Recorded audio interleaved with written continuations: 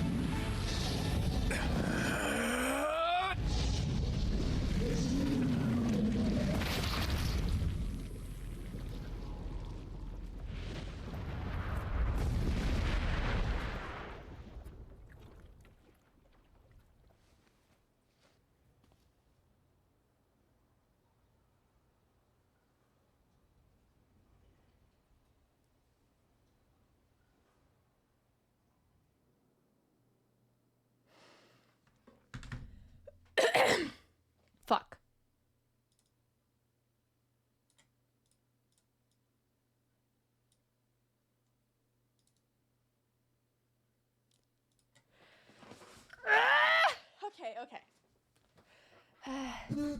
Gently, weakly, softly, the shade, sure that his tormentor was dead, turned and stopped off towards the horizon, stopping along the way to bellow one final roar. Couldn't kill it. Shamed beyond imagining, Kainé tried to turn her head to the side, but only succeeded in coughing out a huge got of blood. It was getting difficult to see, and only after a moment of fierce concentration did she realize that her left eye was gone. Laughing to herself, she turned her remaining eye to the ruins of her home and noticed a ragged stump of an arm resting a few feet away. Yeah, that's mine, she thought with a mad giggle. This is gonna make clapping a real bitch. Ha! Cried a sudden voice from the depths of her mind. Finally gonna die, are ya? Well, you had it coming. Go to hell, Demo, she thought, the unseen assailant. Go to hell before I pluck out your eyes and feed them to a dog. The voice of her childhood terror evaporated into smoke, only to be replaced by another, more recent voice. Hold still, said the apothecary, materializing from the ruins like a ghost. I want to draw you. That way you can live forever. No, stop. Don't want to live forever. Want to die right here. I see, he said quietly. Well, if that's what you want. The spectral shopkeeper fluttered in and out of existence for a moment, then produced a piece of paper and sketched quickly. After a few seconds, he turned the page to Kainé and smiled. Since you rejected my offer, I decided to draw someone else. It was a picture of her grandmother, real as life. Kainé opened her mouth to thank the man, but stopped as the picture began to blacken in the middle. Before she could say anything, dozens of multi-legged insects began to swarm across the image, tearing at it with sharpened pincers. Stop! No! Don't hurt that picture! Kainé reached out with her remaining arm and waved futilely in the air. To her surprise, the insects fell off the picture and to the ground below, where they vanished into tiny black tendrils of smoke. Relieved, Kainé turned her good eye back to the picture, only to open her mouth in a silent scream. The sketch now showed her grandmother as she truly was, a smashed, unrecognizable lump of nothing. The apothecary smiled, then broke into a jolly dance. See that? He cried as he danced his jig. It's perfect now. She looks just like you. Ha-cha-cha-cha. I look like that? Oh God, I'm gonna die. I'm gonna die. Drowning in despair, Kainé laid her head back in the mud and smoke of her ruined house and waited for the end to come. But just before she let everything go, an unfamiliar voice began whispering in her ear. Ain't you got a wish, sunshine? The voice was vulgar and fierce at the same time, as if insanity had somehow found a way to take form. Kainé wanted to scream as the voice crawled under her skin, but her lungs refused to work. You know, a wish? Like a prayer or something? Why don't you get on your knees and start praying to heaven? Please, invisible man in the sky, save me! Save me! Kahahaha. Kainé finally resorted to shouting at the voice with her mind. I don't make wishes. They don't come true for me. I'm a curse, a freak. I should be left to die. The other voice boomed in her ears. Oh God, you are the best. Kainé glanced down and saw a black, shiny substance oozing from her leg. She tried to brush it away, but her remaining arm would no longer respond. The substance slowly crept around her feet and then began moving up towards the rest of her body. Is this death? Is this what it's like? Or is my mind just losing itself? She could feel the slime oozing upward, feel the hot, searing pain it left in its wake. Whatever else might be happening, she was still alive, and this was real. Come on, said the voice, let it go. Kainé tried to ignore the voice and concentrate on the pain, but the newcomer would have none of it. Don't ignore me, sunshine. You're ready to give up, ready to die, so why not let me have it? Have what? Your body. Come on, give it to me. Give it to me. I want to stand on the ground, feel the rain, taste the wind. The voice paused, as if licking its lips. When it resumed, it was filled with mad, unabated joy. And I want to take your hands and use them to choke the goddamn life out of people. I want to tear out their throats and bathe in blood, just like before. In response, Kainé shifted her head and vomited. The worth of it crept down her front and mingled with the pain of encroaching black ooze. Are you a shade? Yeah, maybe. What of it? The slime reached her face, crept up past her nose, and slowly oozed into the socket of her missing eye. The moment it touched her brain, Kainé was struck by the most powerful sensation she'd ever felt in her life. It was ecstasy. She wanted to scream with delight, but all she could manage was a small, whispered moan. Feels good, don't it? Asked the voice with a chuckle. Yeah, what can I say? I know how to please the ladies. Now give me that body. Come on, give me the body and I'll give you more of this feeling. It's a fair trade. A black lump began to protrude from Kainé's side. As she watched, it grew longer and thicker, eventually taking the form of her missing arm. I can see better, she thought. My eye must be growing back too. The slime reached up to envelop the rest of her face, but she managed to brush it away. Stop, she whispered, marveling at how she regained her voice. Stop! The black ooze hesitated, as if considering this request, then quickly shimmered down her body before disappearing in a cloud of smoke. What the hell, Sunshine? Screamed the voice. We had a deal. I thought you wanted to die. Grandma said it can't die yet. A brief image of her grandmother, bloodied and broken, flashed before her eyes. She saw the shade that had killed her and heard its mocking laughter, then closed her eyes and forced the image from her mind. Her whole body was quaking with rage. When she opened her eyes again, they burned bright red. That thing took my grandmother. I have to kill it before I die. Kainé glanced down and saw a mysterious pattern. The pattern of the shades burn itself into her left arm. Well, I'll be damned, said the voice cheerfully. Look at that, Sunshine. I think you and me are gonna be good friends now.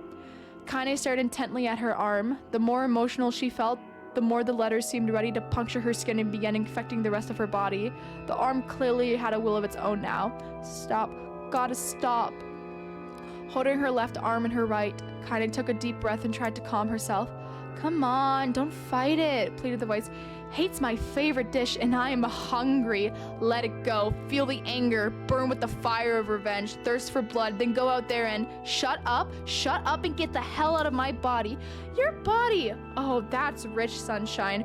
Real rich. Look, why don't you just up and die so I can have this body all to myself? What do you say? I bet those bodies of yours in the area would love to see you dead.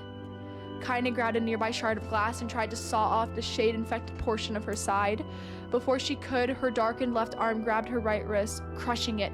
Kainé screamed and dropped the shard as the sounds of bone crunching on bone filled the air. Stupid idiot girl, you're possessed now, Sunshine, and there ain't no going back.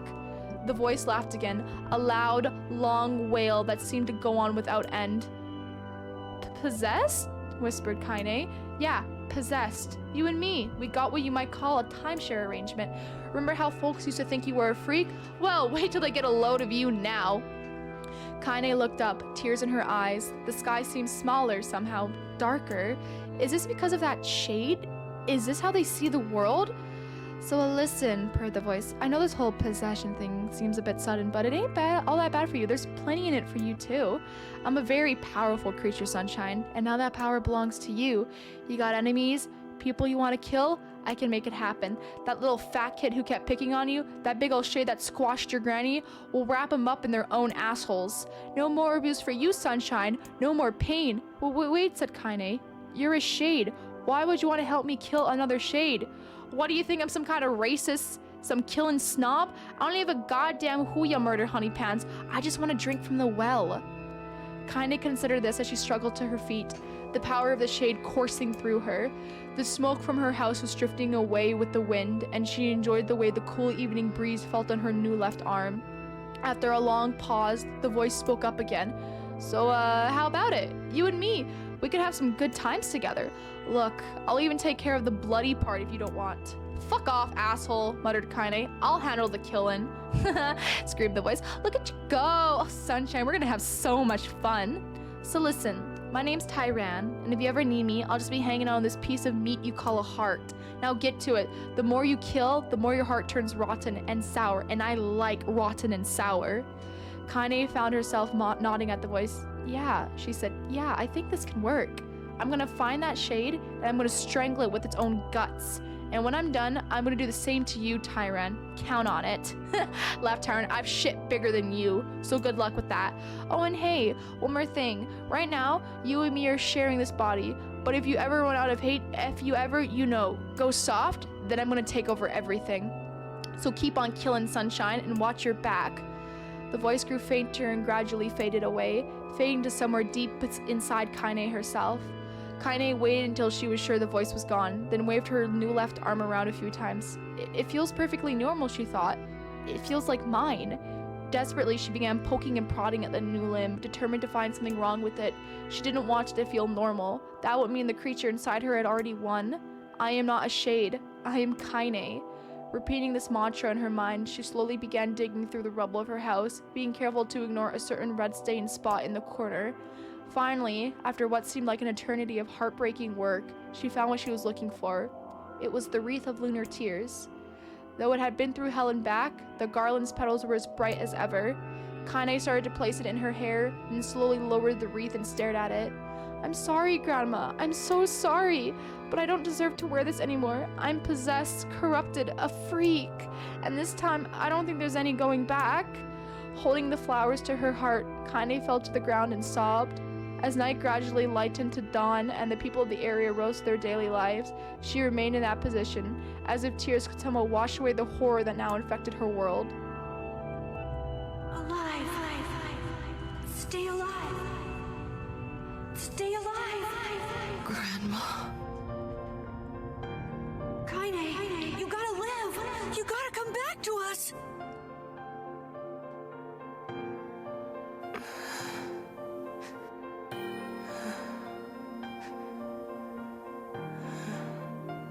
Oh, hey.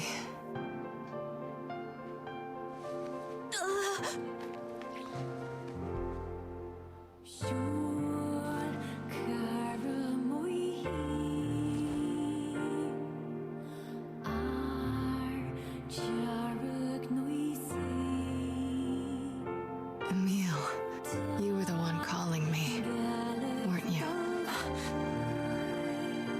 You still recognize me?